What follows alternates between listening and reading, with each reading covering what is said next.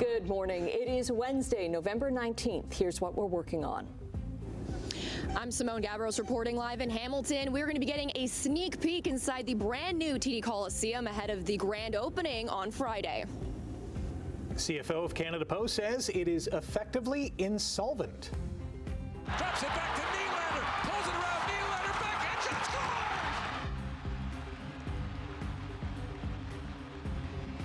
The Leafs win in overtime, Yay! Snapping a losing skid. We can all breathe now. Thanks so much for joining us on this Wednesday morning. Kind of a cool morning, but yesterday turned out to be pretty nice, Brian. Yeah, if you liked yesterday, you're going to like today as well. Because there's really no change in our forecast at all from what we had yesterday to what we had today. 5 degrees to 6 degrees in some areas yesterday. And today, that's where we're going. We'll have a mix of sun and clouds for the day today. The sky is fairly clear at the moment. Now, it is a chilly start, yeah. -3, wind chill right now about -7, but we will mild up today to 6 degrees. So 5 to 6 degrees, depending on where you are around the horseshoe. Some areas could even hit 7. So, yeah, the sunshine's going to help for the day today. More sun in the forecast for tomorrow, and we'll get even milder as we continue to head through the week. So, looks pretty good. We'll talk about that in detail coming up in a few minutes. Quick check on traffic because there's nothing happening. 403 Waterdown Road, that's our camera. That's doing fine at the moment. We did have a problem on the 403 going through Mississauga at Eglinton. It was a stalled bus. It has just cleared. So getting back to normal there. Nothing at Centennial Parkway. Nothing at the top of the Burlington Skyway Bridge. And Guelph Line looks good as well. So basically that's how the horseshoe looks at the moment. So we'll continue to update weather and traffic as the morning goes on here. But right now, the news. Okay, thanks very much. And we start off with breaking news this morning. An update is expected within hours on the shooting death of an innocent woman in downtown Hamilton. Hamilton police have just announced that they will provide an update at 11 o'clock this morning on the homicide of Belinda Sarkodie. She was shot while waiting for a bus in downtown Hamilton on July 11th this year. She was killed by a gunshot meant for someone else. Now, police have been looking for a 17-year-old suspect. CHCH News will be at this news conference this morning. We will have the latest on chch.com and tonight on the evening news. We are just 2 days away from the grand opening of Hamilton's TD Coliseum. We're getting a sneak peek into the venue before Sir Paul McCartney kicks things off on Friday in a sold-out event. Simone Gavros joins us live from TD Coliseum in downtown Hamilton with the details. Good morning, Simone. Good morning, Rick. Yeah, the sign is up, the scaffolding is down, and the TD Coliseum is getting ready to welcome all the fans on Friday. Now, this has been a $300 million project in the making for the last 18 months. And coming up, we're going to be going inside to see how the whole interior has been revitalized. Now, the 18,000-seat venue is being promoted as a live entertainment and music and sports destination in southwestern Ontario, and it's right in the heart of downtown Hamilton. Now, people may have been to the building before, but the inside is completely redone. Renderings provided by TD Coliseum show the open concept space guests will experience when they arrive. There's the marketplace and the TD Lounge on the first floor, as well as the bowl with floor space and wraparound seating. Now, the food is also another part of the fan experience. The menu features options by Canadian chef Maddie Matheson, items curated by the Oakview Group hospitality team, as well as some signature drinks like the Blackbird Berry Smash and the Charcuterie Caesar. Now, the venue has already attracted some big names. Of course, on Friday, Sir Paul McCartney is kicking everything off. But there's also going to be a number of big names coming in December, such as Andrea Bocelli and the Jonas Brothers. But later this morning at 7 a.m., we're going to be going inside to take a look at how everything has turned out. For now, Annette, back over to you. Okay, thanks so much. Well, Ontario's controversial Bill 33 is heading for its final vote today at Queen's Park. The Supporting Children and Students Act would allow the Education Minister to appoint school board supervisors, effectively sidelining elected trustees. This bill will allow me, even in those situations where a board is in a financially good spot, but where governance has fallen apart, it'll allow me to step in to put it back on track for parents, students, and teachers, and I won't hesitate. I'll say it again, I don't know how many times I have to say it, but every single board in the province of Ontario, govern yourself accordingly, put the resources in for students, parents, and teachers. If you don't, I'll step in and do it for you. Education Minister Paul Calandra introduced the bill, saying his investigation into school board finances showed growing deficits and resource depletion. Critics say the bill doesn't take community voices into account. As you know, they have rushed through and had no debate. They've time allocated it. There has been very little debate, and there have been no committee hearings. They have indicated they don't want to hear from the people of Ontario. We are trying to use every tool in the toolbox that we have, and let me tell you, the government has changed all the rules to make sure that there are very few tools that we have to be able to slow this down. Earlier this year, a trustee from the Brant Haldeman Norfolk Catholic District School Board was under fire for not repaying his portion of an expensive trip to Italy featuring luxury cars, high-end hotels, and fancy dinners. He has since resigned. Canada Post Chief Financial Officer says the Postal Service is effectively insolvent. Rendala El-Haig says losses at Canada Post topped $1 billion in the first 9 months of this year. CEO Doug Ettinger says its business model is deteriorating with fewer letters sent every year. He says they're going to use attrition first to downsize its workforce. Canada Post expects to reduce 30,000 positions through retirement and voluntary departures over the next decade. The Canadian Union of Postal Workers remains on a rotating strike. It's going to be a test of the Alert Ready system today. The nationwide test of the Public Emergency Alert System will sound off in Ontario at 12:55 this afternoon. TVs, radios, wireless devices connected online will all broadcast the alert. Only authorized government agencies can trigger an alert. They're typically issued when there's a threat to life. So far this year, emergency alerts have been issued 230 times in Ontario, most of them for tornadoes. There were others, including Amber Alerts, civil emergencies, and severe thunderstorms. There were also 2 terrorism-related alerts this year. A popular indie music festival in Wellington County is shutting down.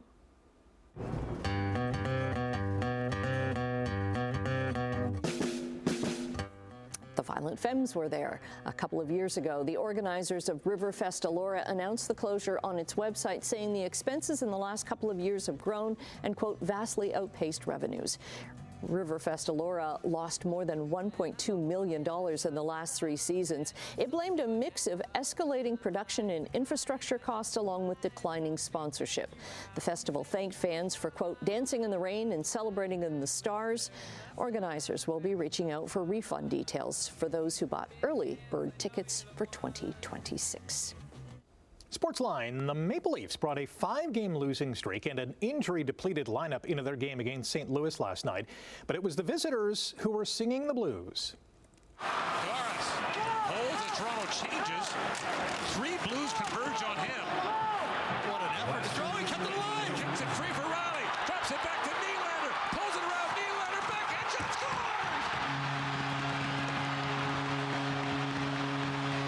William Nylander, overtime winner.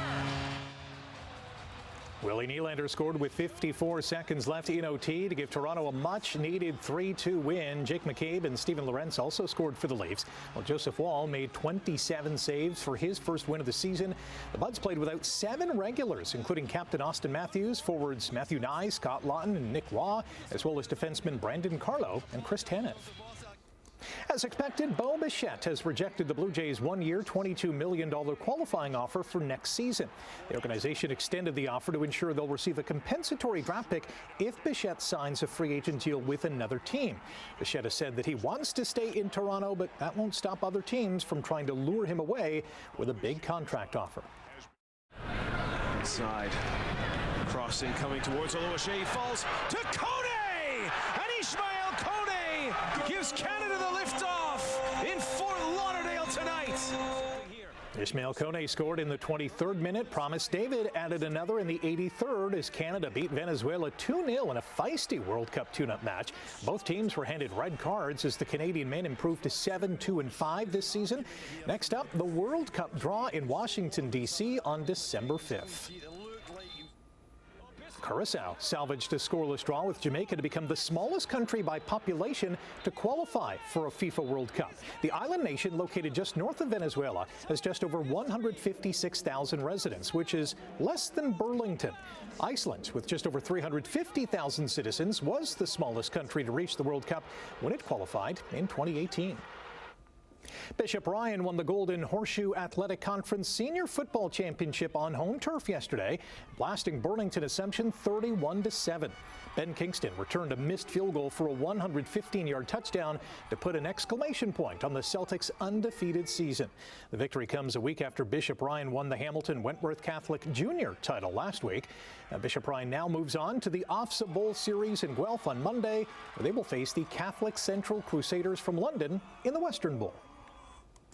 Grey Cup champion Saskatchewan Roughriders paraded down the streets of Regina yesterday. The Riders beat the Montreal Alouettes 25-17 on Sunday in Winnipeg.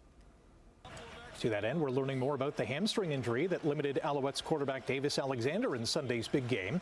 He re-aggravated the injury against Hamilton in the East Final, and yesterday Alexander revealed that he has a grade 3C tear, which is a grade below the muscle tearing off the bone. After missing the first few weeks of the NBA season, LeBron James began his unprecedented 23rd campaign last night, and he didn't look out of place. James played 29 minutes. He had 11 points, 12 assists, 3 rebounds in the Lakers' 140-126 win over Utah. All right, coming up on 12 minutes after 6 o'clock, it is a Wednesday morning. Today's the 19th of November. Did I get that right? Okay, I got that right. Let's get into traffic here this morning. We're not seeing any problems in the local area. The 403, the length, the Red Hill Valley Parkway, doing okay. That's the 403 at Waterdown Road, by the way, so there's nothing to see right there. It looks pretty good. Let's go to some MTO traffic cameras. Spot anything going on here? Nope. Centennial Parkway's doing fine, so Toronto bound toward the Skyway Bridge heading away from us on that shot. The cameras are doing silly things to me today. Okay, so let's go to our forecast for what we have today. As we look at the temperature at the moment, temperature right now sitting at -2. The skies are fairly clear. The winds are light, but they're from the north, and from the north wind this time of year, that's a chilly wind, 13 kilometers an hour. So it feels like -7 at the moment. So a cool start to the morning here, but we should climb to +5 for the day today, and we're going to get some sunshine. We'll have a mainly sunny sky to a mix of sun and clouds. The winds will be light, so kind of like we had yesterday, so pretty nice. That ridge of high pressure dominating across the Great Lakes. The low to the south is going to stay to the south, no problems there. So that ridge of high, as it slides to the east, a little more southerly flow is going to start to build in until we get to Friday. The cold front goes through and dips our temperature. Today, temperatures 5 degrees generally, 4 degrees for into Guelph and Kitchener. So pretty nice day for this time of year. That's just about seasonal. Tonight, we'll dip into the minus column again, much like this morning or last night, -2. Temperatures away from the lake, -3 and -4, but a mainly clear sky. And tomorrow we climb even better. We'll hit 6 and 7 degrees for the day tomorrow. Generally a fairly sunny sky, a little bit more cloud cover as we get to later in the afternoon. So it looks pretty good for the day tomorrow. As we get to our forecast right now and what we're looking at as you head out the door on the 19th of November, temperature at the moment is sitting at -2. The winds are fairly light and the sky is mainly clear. I have some good news in the forecast as far as the weekend is concerned, and we'll talk about the details in the long-range forecast coming up for you. Manette, Rick. Okay, looking forward to that. Also looking forward to the return of Emily Vukovic. We'll have a preview of what she has to come in Chit Chat. And in business news, we'll take a look at what Canada Mortgage and Housing is saying about new housing construction starts. 6:16 right now. Let's check in with Emily. Welcome back. Hi, good morning. Coming up in Chit Chat, we have lots of fun and exciting things. We have a new trailer from a great new Beatles anthology. Professional bull riding is coming to Hamilton. Again. Nice. But it's coming to the brand new Coliseum. And Wicked star Jonathan Bailey makes his way to Sesame Street, and it is the cutest thing ever. Anything on Sesame Street is cute. It's so cute. Thanks, Emily. We will chat later then. Thanks very much. Okay, in overseas trading this morning, the Canadian dollar is down 6 basis points to 71.42 cents U.S. Gold is up $24, while oil is down 21 cents to $60.43 U.S. a barrel. Midday trading in Europe, Frankfurt is leading the losses, but not a lot of losses in Europe. On Asian markets today, Tokyo's Nikkei index dropped 165 points. Hong Kong also down, and Shanghai was the outliner, posting slight gains. At the close yesterday in North America, the TSX dropped 39 points on the day, while the Dow lost nearly 500. The Nasdaq fell 275 points. New home construction across the country dropped an average of 17% in October, down from September. The Canada Mortgage and Housing Corporation says housing starts in Toronto were down 42% for multi-unit and single-unit homes. However, in Montreal, it was actually a 104% increase in housing starts.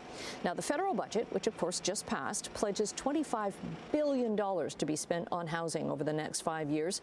The budget also called to attention CMHC's estimate that 430,000 to 480,000 new housing units are needed every year in the next decade to restore affordability to pre-pandemic levels.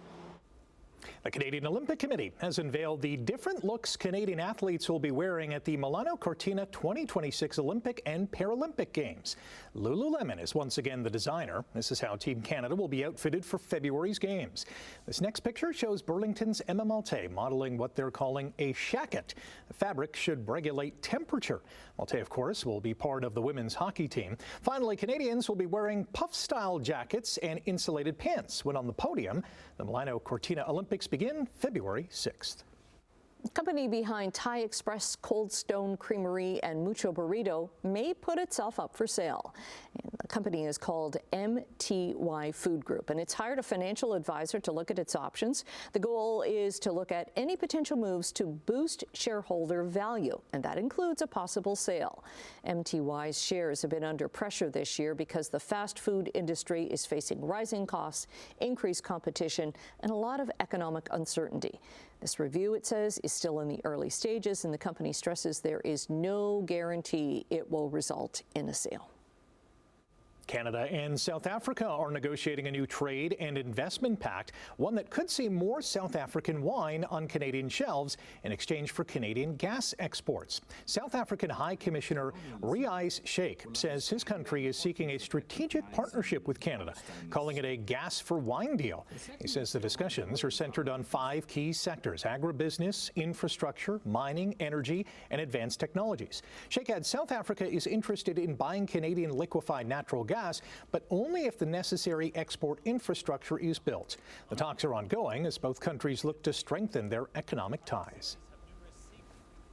Okay, we're taking a break right now. Brian's going to be back with your traffic and your 7-day forecast.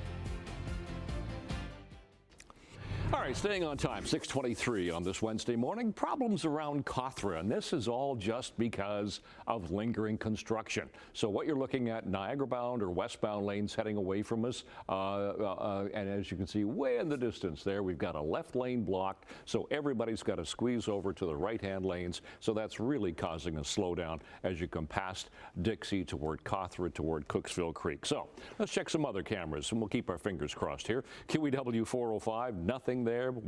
West of Eastport looks good.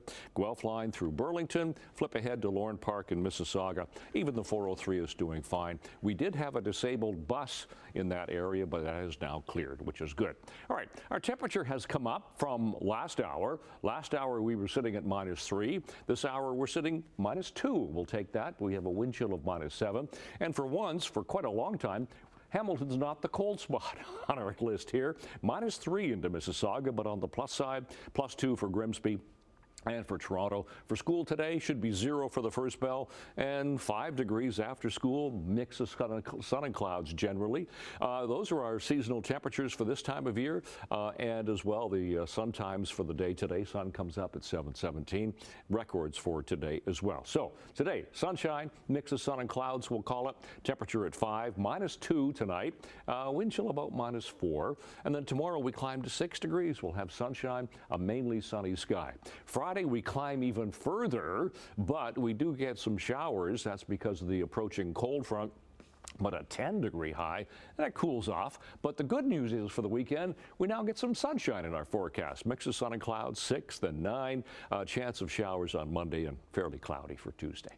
That's your forecast. Annette, Rick. Okay. This is a fascinating story. New research out of BC may show the first ever case of a wolf using tools.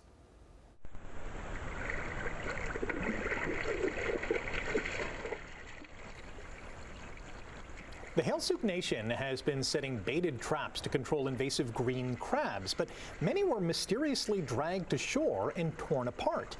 Cameras revealed the culprit, a wolf, methodically hauling in the entire trap system. The video shows the wolf pulling the buoy, then the rope, and then the netting to reach the bait. Another video a year later captured a similar move, suggesting more than one wolf may be doing this. Researchers say the wolf's protected environment may be encouraging this kind of innovation. Either way, the footage shows remarkable problem-solving skills. That is quite brilliant on the part of the wolves. Yeah, I heard an interview about this last night, and they were saying that they believe that they have been watching humans. Really? Yes. They're like, we can do that. Yeah. I want some crabs. Yes. And other stuff. Very brilliant on the wolf's part. Stay with us. More to come after the break here on Morning Live. News, weather, traffic, and a lot more.